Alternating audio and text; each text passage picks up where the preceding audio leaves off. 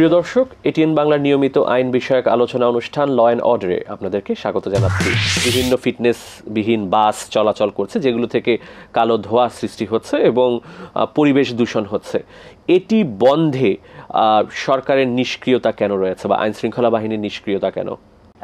একটা ফিটনেসবিহীন গাড়িকে আপনি ফিটনেস সার্টিফিকেট দিয়ে দেন, যেখান থেকে কালো ধোঁয়া বের হয়, তাহলে কি দাঁড়ালো? আপনি তো মানে রাষ্ট্রীয় একটা সংস্থার দ্বারাই একটা আনফিট গাড়িকে ফিট সার্টিফিকেট দিয়ে দিলেন। তখন ওই গাড়িটা যখন রাস্তায় নেমে পরিবেশ দূষণ করবে, তার জন্য আপনি পরিবেশ অধিদপ্তরকে দায়ী করবেন, সেটা দেখার জন্য ট্রাফিক ডিভিশন রয়েছে, নাকি একজন গাড়ির মালিককে দায়ী করবেন? এটার পিছনে কিন্তু একটা চক্র জড়িত হয়ে যায়।